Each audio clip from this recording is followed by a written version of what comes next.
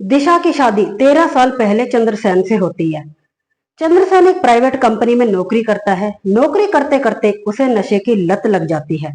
लत थी शराब की। अब शराब इतनी ज्यादा पीने लगता है, उसका शरीर पैरालाइज हो जाता है। आधे शरीर पर लकवा मार जाता है। अब शरीर जब लकवा ग्रस्त हो जाता है, उसकी पत्नी दिशा एक बिजनेस स्टार्ट करती है।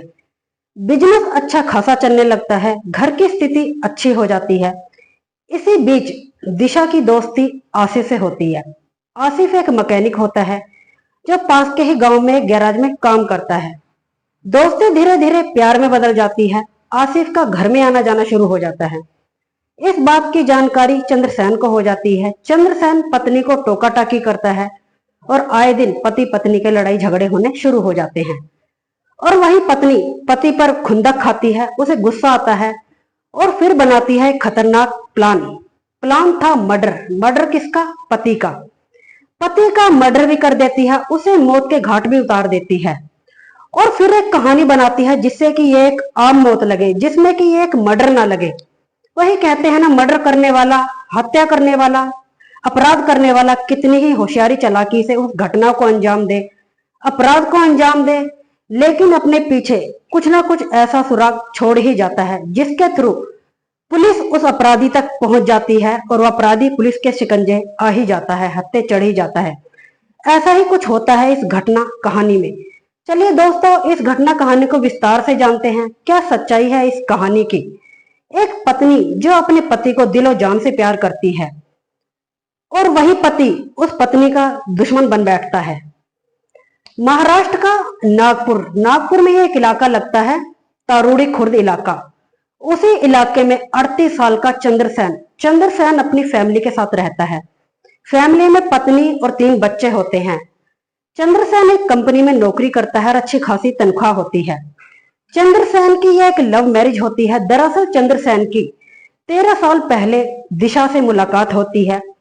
मुलाकात प्यार में बदल जाती है, लेकिन दोनों के परिवार वाले इस शादी के खिलाफ होते हैं। लेकिन जैसे तैसे करके दोनों ही अपने परिवार वालों को मना लेते हैं, शादी के लिए तैयार कर लेते हैं और फिर धूमधाम से दोनों की शादी हो जाती है। शादी के बाद सब कुछ बहुत बढ़िया से चलता है और शादी के 4 वर्षों बाद दिशा को पहली बेटी होती है और उसके बाद एक दूसरी बेटी होती है और उसके कुछ समय बाद दिशा को एक बेटा होता है।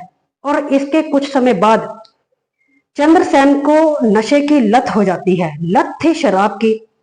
अब जब भी ऑफिस से निकलता है, घर आते समय डेली की शराब पीनी शुरू कर देता है। घर में पति पत्नी के झगड़े होते हैं, कलेश होते हैं। पत्नी अपने पति को काफी समझाती है, लेकिन पति जब मानता नहीं, सुनता नहीं, तो दिशा अपने पति को समझाना बंद कर देती है, कुछ भी कहना बंद कर देती है नशे के चलते। और चंद्रसेन इतना ज्यादा नशा करने लगता है, दिन रात नशे में रहता है। उसके फेफड़े खराब होने लग जाते हैं, लीवर खराब होने लग जाते हैं और बीमार रहने लगता है। और धीरे धीरे ऑफिस भी जाना बंद कर देता है, बीमार रहने लगता है और बेड रेस्ट पे आ जाता है और फिर उसकी नौकरी छूट जाती है। अब घर की कंडीशन खराब होने लगती है तो दिशा अपने पति से बात करती है एक बिजनेस शुरू करने की।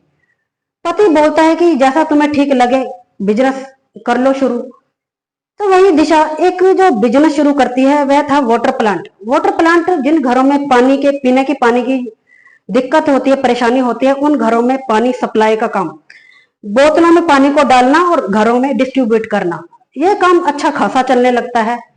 घर की स्थिति अच्छी खासी हो जाती है और दिशा पैसे वगैरह भी इकट्ठे करने शुरू कर देती है। और एक दिन अचानक चंद्रसेन को लकवा मार जाता है। उसका आधा शरीर पैरालाइज हो जाता है, काम करना बंद कर देता है। और जब चंद्रसेन पूरी तरह बेड रेस्ट पे आ जाता है, पूरे घर परिवार की जिम्मेदारी दिशा पर आ जाती है। बच्चों की, पति की पूरी जिम्मेदारी दिशा पर आ जाती है। दिशा अपना पूरा फोकस बिजनेस पे कर देती है और पूरी लगन से उस काम को करती है। काम अच्छा खासा चलना शुरू हो जाता है, तरक्की पर होता है। काम करते करते 2 साल गुजर जाते हैं।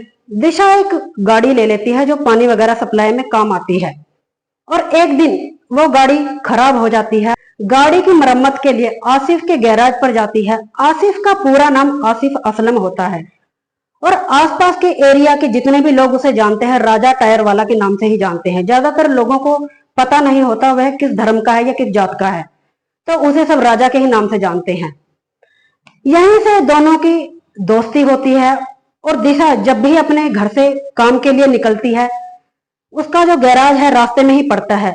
दोनों की मुलाकातें शुरू हो जाती हैं और इसी के दौरान आसिफ घर में आना जाना शुरू कर देता है और धीरे धीरे दोस्ती चंद्रसेन से भी बढ़ा लेता है। इस बात की जानकारी चंद्रसेन को होने लगती है, पत्नी पर शक करता है और पति पत्नी के आए दिन लड़ाई झगड़े होने शुरू हो जाते हैं। पत्नी खुंदक खाने लगती है और फिर बनाती है वह एक खतरनाक प्लान, पति को मारने और उसे रास्ते से हटाने का। आसिफ से बात करती है और आसिफ बोलता है कि जैसा तुम ठीक समझो मैं तुम्हारा पूरा साथ दूंगा।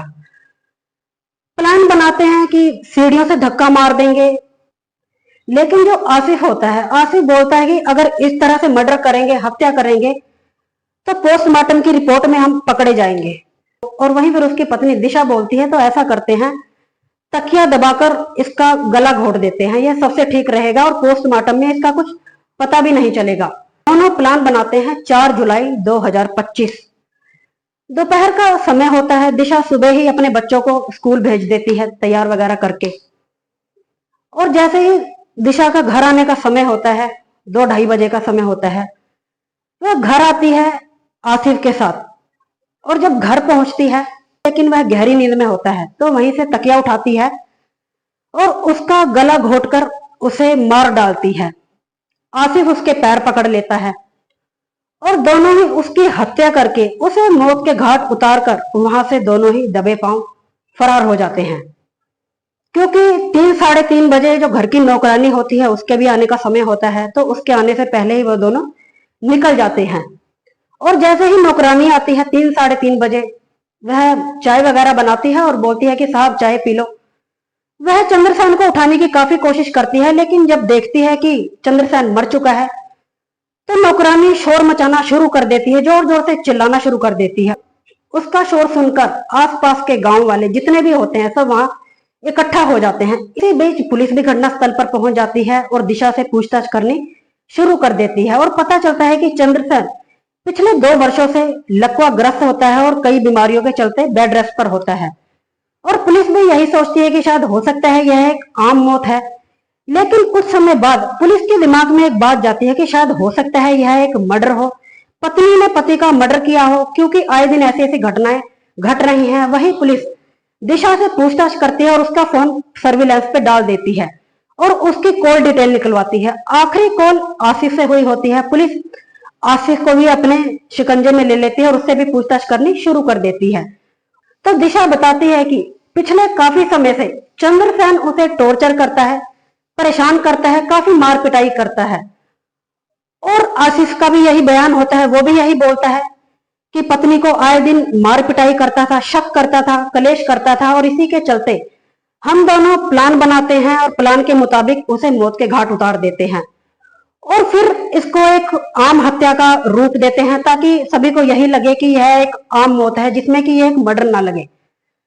पुलिस दोनों को अपनी हिरासत में ले लेती है और जब उनकी पूरी कहानी सुनती है तो सुनकर हैरान हो जाती है। दोनों को हिरासत में ले लिया जाता है और उन्हें जेल में डाल दिया जाता है और सलाखों के पीछे होते हैं। दोस्तों, आप इस घटना कहानी के बारे में क्या कहना चाहेंगे कमेंट सेक्शन में जरूर बताइएगा, और इस पत्नी के बारे में क्या कहना चाहेंगे कमेंट सेक्शन में जरूर बताइएगा। तो दोस्तों, आज की घटना कहानी सुनाने का उद्देश्य किसी का दिल दुखाना या किसी को परेशान करना नहीं है, बस आपको जागरूक करना है। दोस्तों, एक पत्नी जिस पति के साथ इतने वर्ष गुजार देती है, पति के साथ उठना बैठना, खाना पीना, घूमना फिरना, पत्नी के बच्चे होते हैं, तमाम चीजें होती हैं, और इसी बीच फिर एक शख्स आता है और उस पत्नी को वह शख्स इतना अच्छा लगने लगता है, उससे प्यार हो जाता है, और उस प्यार के चलते जो इतने वर्ष हो जाते हैं, जो पति के साथ गुजारे होते हैं, और वही पति इतना बुरा लगने लगता है और उस पति को इतनी बुरी तरह मौत के घाट उतार देती है। तो दोस्तों, आप इस कहानी के बारे में क्या कहना चाहेंगे कमेंट सेक्शन में जरूर बताइएगा। ऐसी ही और सच्ची घटनाओं को जानने के लिए मेरे चैनल को सब्सक्राइब करें।